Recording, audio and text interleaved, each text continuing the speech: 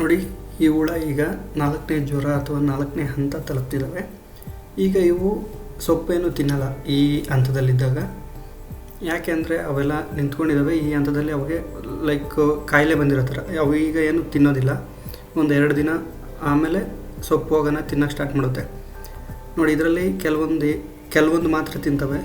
ಅವು ಯಾವ್ಯಾವ ಅಂದರೆ ಅಲ್ಲಿ ತಿಂತಿದೆಯಲ್ಲ ಅದು ತಿನ್ನುತ್ತೆ. ಮತ್ತು ಬೇರೆವೆಲ್ಲ ತಿನ್ನಲ್ಲ. ಮೇವಿನ ಅವಶ್ಯಕತೆ ಬೇಕಿಲ್ಲ. ನೋಡಿ, ಅದು ತಿನ್ನುತ್ತೆ.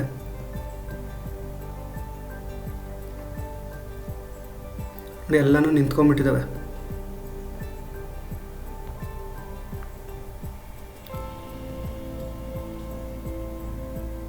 ಈಗ ಯಾವ್ಯಾವ ತಿನ್ನುತ್ತಲ್ಲ ಅವಕ್ಕೆಲ್ಲ ಪುಡಿ ಕೊಯ್ದುಬಿಟ್ಟು ಚೆಲ್ತೀವಿ. ಅಂದರೆ ರೆಂಬೆ ಹಾಸೋದಿಲ್ಲ, ಯಾಕಂದರೆ ವೇಸ್ಟ್ ಆಗೋಗ್ಬಿಡುತ್ತೆ. ಅದಕ್ಕೋಸ್ಕರ ಪುಡಿ ಕೊಯ್ದುಬಿಟ್ಟು ಚೆಲ್ತೀವಿ. ಇದರಲ್ಲಿ ನೋಡಿ, ಅದು ತಿನ್ನುತ್ತೆ. ಈಗ ಇದು ತಿನ್ನುತ್ತೆ. ಅದು ತಲೆ ಅಲ್ಲಾಡಿಸಿದೆಯಲ್ಲ ಅದು ತಿನ್ನುತ್ತೆ. ಇನ್ನು ಆ ಕಡೆ ಎಲ್ಲ ಇದ್ದಾವೆ. ಅಲ್ಲೆಲ್ಲ ತಲೆ ಅಲ್ಲಾಡಿಸಿದೆಯಲ್ಲ, ಬನ್ನಿ ತೋರಿಸ್ತೀನಿ.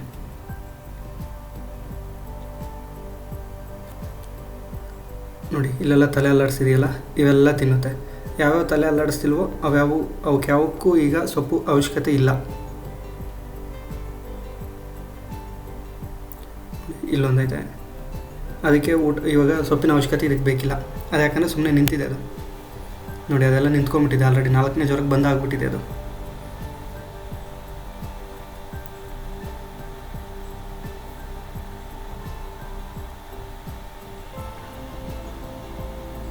ನೋಡಿ, ಇದು ಸೊಪ್ಪು ಪುಡಿ ಕೊಯ್ಬೇಕು. ಅದಕ್ಕೆ ಈಗ ಫಸ್ಟೇ ಬುಡ ಕೊಯ್ದುಬಿಟ್ಟು ಸಪ್ರೇಟ್ ಮಾಡಿಬಿಡೋದು.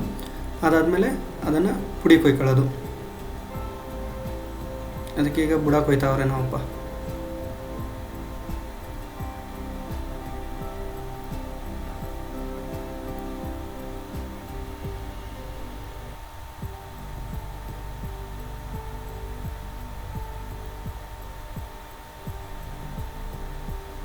ನೋಡಿ, ಆ ವೇಸ್ಟ್ ಇದೆಯಲ್ಲ ಅದನ್ನು ನಾವು ಕುರಿ ಮತ್ತು ದನ ಕರುಗಳಿಗೆ ಯೂಸ್ ಮಾಡ್ತೀವಿ. ಇದನ್ನು ಸೊಪ್ಪು ಹಾಕೋಕ್ಕೆ ಮತ್ತು ಇದಕ್ಕೆ ಯೂಸ್ ಮಾಡ್ತೀವಿ, ಹುಳಕ್ಕೆಲ್ಲ. ಇದನ್ನು ಈಗ ನಾವು ಪುಡಿ ಕೊಯ್ತೀವಿ. ನೋಡಿ, ಹಿಂಗೆ ಪುಡಿ ಕೊಯ್ದು ನಪ್ಪ ಆ ಕಡೆಯಿಂದ ಇಡ್ತಾ ಇರ್ತಾರೆ, ನಾನು ಈ ಕಡೆಯಿಂದ ಕಟ್ ಮಾಡ್ತೀನಿ.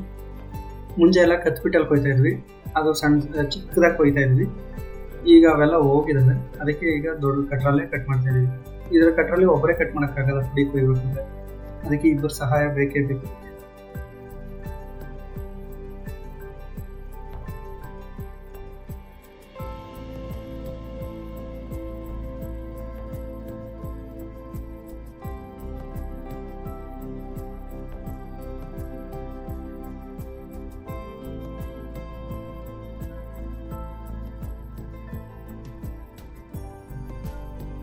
ನೋಡಿ, ಈಗ ತೆಳ್ಳಕ್ಕೆ ಸೊಪ್ಪು ಹಾಕ್ತಾರೆ. ಈ ಪುಡಿ ಕೊಯ್ಕೊಂಬಂದಿದೆಯಲ್ಲ ಅದನ್ನು ಬಟ್ಲಿಗೆ ತೊಗೊಂಬಂದ್ಬಿಟ್ಟು ಹಾಕೋದು.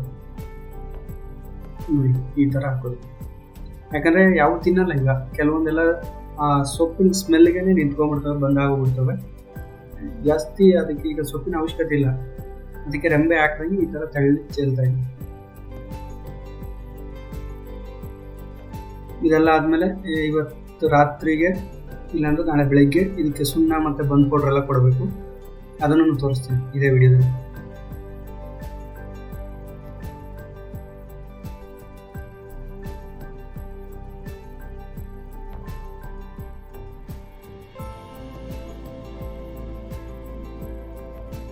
ನಮ್ಮಣ್ಣ ಎತ್ಕೊಂಡ್ಬರ್ತಾವಣ ಸೊಪ್ಪು ಕೊಯ್ದಿರೋದನ್ನು.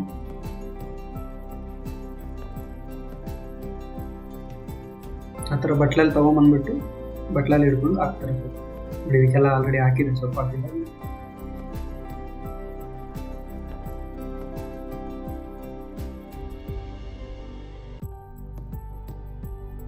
ಸೊಪ್ಪು ಹಾಕಿದೆಲ್ಲ ಮುಗೀತು. ನೋಡಿ, ಎಲ್ಲ ನಿಂತ್ಕೊಂಡಿದ್ದಾವೆ.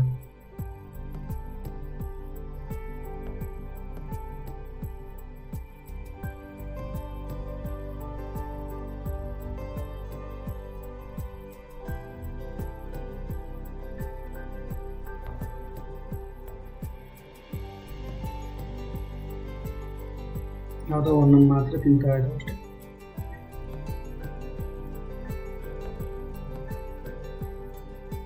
ನಪ್ಪ ಅದು ಬುಡಿ ಇತ್ತಲ್ಲ, ಕೊಯ್ದಿರೋ ವೇಸ್ಟ್ ಎಲ್ಲ ಅದನ್ನೆಲ್ಲ ಕುರಿಗಳಿಗೆ ತೊಗೊಂಡೋಗೋಕ್ಕೆ ಎಲ್ಲ ಮೂಟೆ ಕಟ್ತಾ ಇದ್ವಿ. ಮೂಟೆ ನಾನು ಕಟ್ಕೊಳ್ಳೋಕ್ಕೆ ಅಂತ ವೆಯ್ಟ್ ಮಾಡ್ತೀನಿ.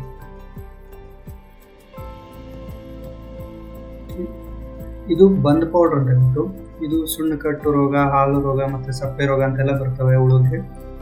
ಅದಕ್ಕೆ ತಡೆಗಟ್ಟೋಕ್ಕೆ ಇದನ್ನು ಹಾಕ್ತೀವಿ ನೋಡಿ. ಇದು ಸುಣ್ಣ, ಇದ್ರ ಜೊತೆ ಅದನ್ನು ಮಿಕ್ಸ್ ಮಾಡ್ಕೊಂಡು ಪೌಡ್ರನ್ನ ಹಾಕ್ತೀವಿ. ಸುಣ್ಣದ ಬ್ಯಾಗ್ ಇದು 5 kg ಇರುತ್ತೆ ಮತ್ತು 10 kg ಇರುತ್ತೆ. ಆ ಪೌಡ್ರಿಗೆ, ಆ ಸುಣ್ಣಕ್ಕೆ ಈ ಬಂದ್ ಪೌಡ್ರನ್ನ ಮಿಕ್ಸ್ ಮಾಡ್ಕೊತೀವಿ. ಇದು ಒಂಥರ ಸ್ಮೆಲ್ ಜಾಸ್ತಿ ಇರುತ್ತೆ. ಅದಕ್ಕೆ ಹಾಕ್ಬೇಕಾದ್ರೆ ಎಲ್ಲ ಮಾಸ್ಕು ಅಥವಾ ಟವಲ್ನ ಮೂಗು ಸುತ್ಕೊಂಡು ಹಾಕ್ಬೇಕು.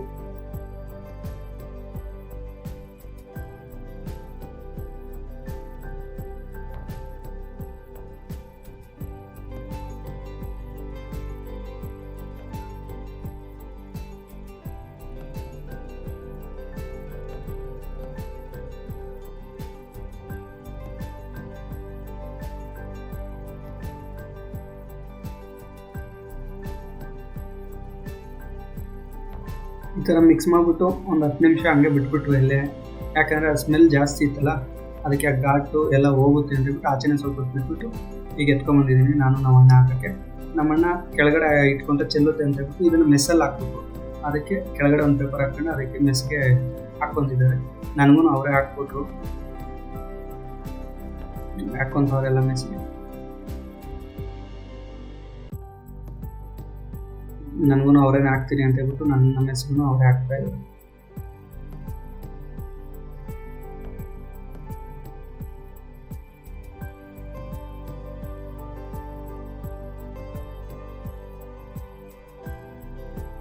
ಇದನ್ನ ಕೈಯಲ್ಲಿ ಹಾಕಕ್ಕೆ ಆಗಲ್ಲ, ಯಾಕಂದ್ರೆ ಜಾಸ್ತಿ ಬಿದ್ದುಬಿಡುತ್ತೆ. ಒಂದೊಂದು ಕಡೆ ಎಲ್ಲ ಕರೆಕ್ಟಾಗಿ ಬೀಳಲ್ಲ. ಅದಕ್ಕೋಸ್ಕರ ಮೆಸ್ಸಲ್ಲಾದರೆ ಮಚ್ಚೆ ಬಿಡ್ದಂಗೆ ನೋಡಿ, ಈ ಥರ ಮಚ್ಚೆ ಬಿಡ್ದಂಗೆ ಹಾಕ್ಕೊಂಡು ಹೋಗ್ಬೇಕು.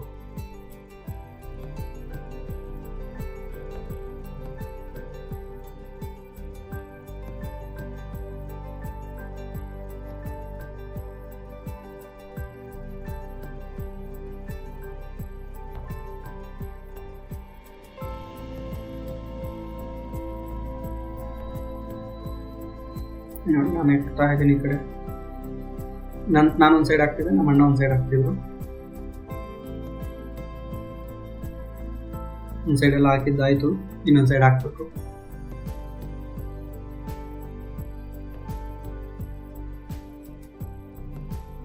ಆ ಸ್ಮೆಲ್ ಜಾಸ್ತಿ ಇತ್ತು, ಅದಕ್ಕೆ ಮಾಸ್ಕ್ ಎಲ್ಲ ಹಾಕ್ಕೊಂಡಿದ್ದೀನಿ. ಮಳೆ ಬೇರೆ ಜಾಸ್ತಿ ಇತ್ತು, ಚಳಿ ಆಗ್ತಿತ್ತು, ಅದಕ್ಕೆ ಟೋಪಿ ಎಲ್ಲ ಹಾಕ್ಕೊಂಡು ಚಳಿಯಲ್ಲಿ ವೆದರ್.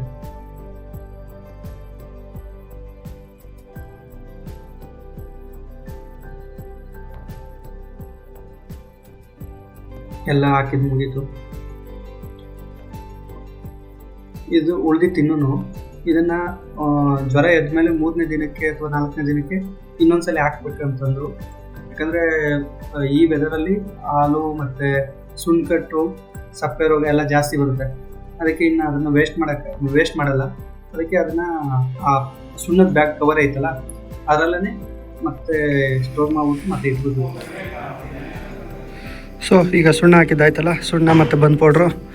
ಇನ್ನು ನಾವು 4ನೇ ಜ್ವರ ಎದ್ದೇಳೋ ತನಕ ನಾವು ಸೊಪ್ಪು ಏನು ಹಾಕಲ್ಲ. ಒಂದು 2 days ತೊಗೊಳುತ್ತೆ, ಯಾಕೆಂದರೆ ಮಳೆ ವೆದರ್ ಚೆನ್ನಾಗಿಲ್ವಲ್ಲ, ಸೊ ಕೋಲ್ಡ್ ಇದೆ. ಪ್ರಾಬಬಲಿ ಒಂದು 2 days ತೊಗೊಬೋದು ಈ ಜ್ವರ ಕೀಳೋಕ್ಕೆ. ಬೇಸಿಗೆಯಲ್ಲಾದರೆ 1-2 ದಿನ 2 ದಿನಕ್ಕೆಲ್ಲ ತೊಗೊಂಬಿಡ್ತೈತೆ. ಇದು 2 ದಿನದ ಮೇಲೇ ಆಗ್ಬೋದು ಅನ್ಕೊಂಡಿದ್ವಿ. ನೋಡೋಣ, ಜ್ವರ ಎದ್ಮೇಲೆ ಮತ್ತೆ ತೋರಿಸ್ತೀನಿ ವಿಡಿಯೋ. ಓಕೆನಾ, ಬಾಯ್.